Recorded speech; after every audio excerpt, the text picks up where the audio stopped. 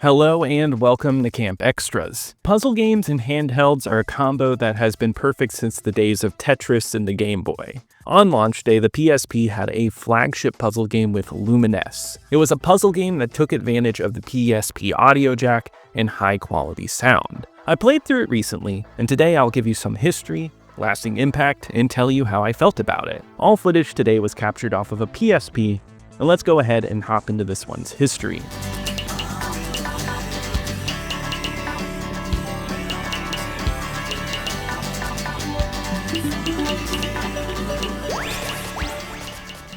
The story of Lumines starts with the game designer Tetsuya Mizuguchi. Tetsuya started at Sega in the early 1990s and worked on racing titles. Over time, two of his most influential creations were Space Channel 5 and Rez, which used visuals and music to create a spectacle. In 2003, he left Sega due to issues with their merger with Sammy and formed Q Entertainment. With the announcement of the PlayStation Portable, Tetsuya was excited because it was such a simple system to pick up, hook headphones into, and experience music. He wanted to develop a simple puzzle game that would use this effectively. He designed a game with striking visuals and worked on music that could match each visual selection as you moved along. It was shown off at the Tokyo Game Show in 2004, being hyped up by places like IGN. It would be one of the most unique offerings of the PSP launch lineup.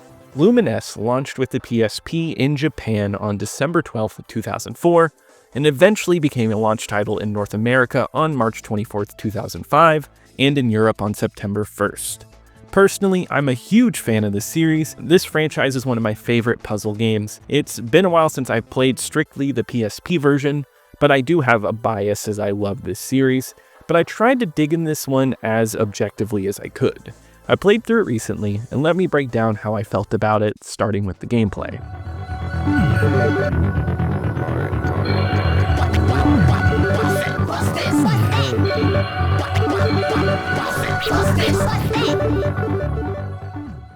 Lumines is a puzzle game similar to Tetris at first. Blocks fall from the top of a grid and features blocks of two colors in various sequences. You aim to make blocks of one color to remove them from the board. The key, though, is that blocks can only be removed by time with the sweeping of the timeline of the board. To the beat of the music, the sweep moves across the board and removes any blocks that you have matched up. So if the song is faster, you can move through your pieces quickly, but if it's slower, it means your pieces stay on the board longer. Bigger combos mean larger scores, but you must try to keep your space empty, because if your stack reaches the top, it's over. It's as simple as any good puzzle game should be. It's the type of game you can pick up and instinctively understand in just a few minutes of playtime. Mastering this game takes considerable skill, but it's insanely rewarding. The main mode has you progressing through every skin, which changes the color, song, and background. It's an endurance challenge in the rush through the game. This is the best mode this game has to offer, and getting to the end of a long stretch takes around an hour, but it goes by in a flash. This game on car rides is fantastic because it takes up so much time so quickly,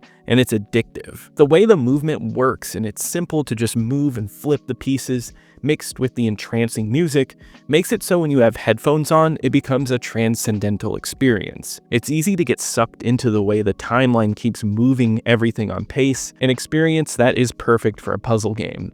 It's one of those ideal simplistic experiences that was made for handhelds. It's easy to pick up and play, momentarily pause, and hop right back into. Yet it's so well paced, you won't ever want to pause it. On top of the primary endurance mode, you can play off of your skins individually, and this game features a versus mode. You can play with others nearby, but there's also a versus mode against the CPU, and I think this mode needs more fleshing out because it's excellent. You face off against various CPUs and vie for control of the board. Whoever gets the highest combo in a sweep gains one block off the board, and you fight till someone loses the board completely. This game mode is fast-paced, and something about that tug-of-war style is so much fun and makes for a very fast game mode. It's way too short though, and I wish there was more of it here. On top of that, you get a time challenge mode and a puzzle mode. Puzzle mode would be fun for some, and it's a fun break from the main game. It's just not my go-to. You have to make the shapes that pop up with the colors that you have. It's fine, but nothing keeps me hooked like that main mode. That and the CPU mode are a blast, and it never stops being fun, especially when matched with everything else. It's highly replayable and easy to pick up and play whenever the mood strikes. The gameplay here is near perfect.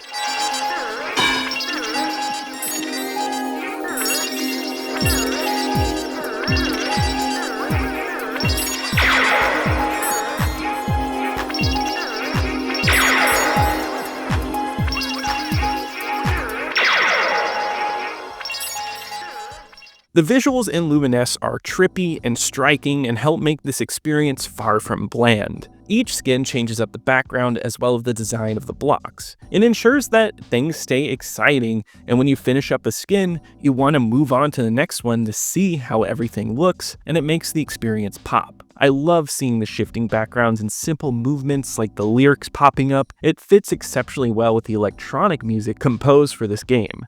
It melds the visual style with it perfectly, and it's a simple game too, so just that little bit of variety brings some life to it. However, I do have to admit that some skins can be a little painful on the eyes. There's one in particular I'm thinking of, specifically using black and white colors. It's a cool idea, but it's a bit painful. Otherwise, I think the visual swaps are handled very well. The music is the true star here though, especially because it feels like a music game melded with a puzzle game. This is the perfect soundtrack for me as someone who loves electronic music. I even own this soundtrack on vinyl. It's full of catchy sounds and rhythms. I personally love that it captures many spectrums of electronic music. There are club hits and beats, but it also weaves some ambient works, emphasizing sound effect usage. No two songs sound the same, and each has a perfect energy matching the visual aesthetic. This game would not work without the good music, but luckily we got one of the best game soundtracks you can get, making for an excellent musical and visual package. Before we move on, I want to thank you for getting this far in the video. I really appreciate you watching. If you leave a like, it really helps me out in the algorithm, and if you're enjoying, please subscribe to keep up with more content like this, and comment below with any games you'd be interested in hearing me talk about. But let's go ahead and move on to my final thoughts. Upon further playing Lumines, I realized that the franchise started exceptionally well. Other than one issue with the skin, I think this is an excellent handheld package. It is hard to get away from once starting, especially with headphones on. It's trance-like, making massive combos, and listening to its excellent soundtrack feels like no other game. It melds perfectly with the visuals, making it one of the most captivating puzzle games you can play. Simplicity matched with great ideas make for one of the best puzzle games on the PSP. On my PSP ranking list, this goes in at number 1, right above Wipeout. I think Lumines is more replayable, but to be honest, these are really close and both really good games. Lumines, when it launched, came out to rave reviews. It currently holds an 89 out of 100 on Metacritic. There's no shortage of 9 out of 10s and perfect scores for this game. I remember this game being considered an essential PSP game, and I know many lists to this day will tell you the same thing. The success of this game would spawn a franchise, and since it was published by Ubisoft in North America, it started their relationship with this franchise. This game specifically would see more ports over the years for PC, phone, and PS2, and a later remaster on modern consoles.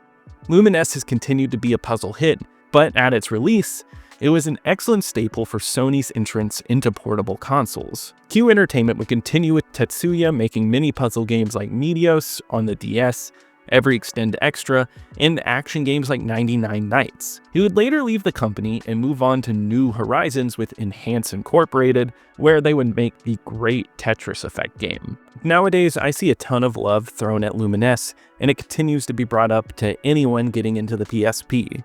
On the user aggregate website Backlogged, it holds an average of 3.9 out of 5 with over 700 plays, with many who enjoy it in the reviews, even if it has a few detractors. Lumines still holds up to this day, and I think it's well worth checking out if you've never played it before.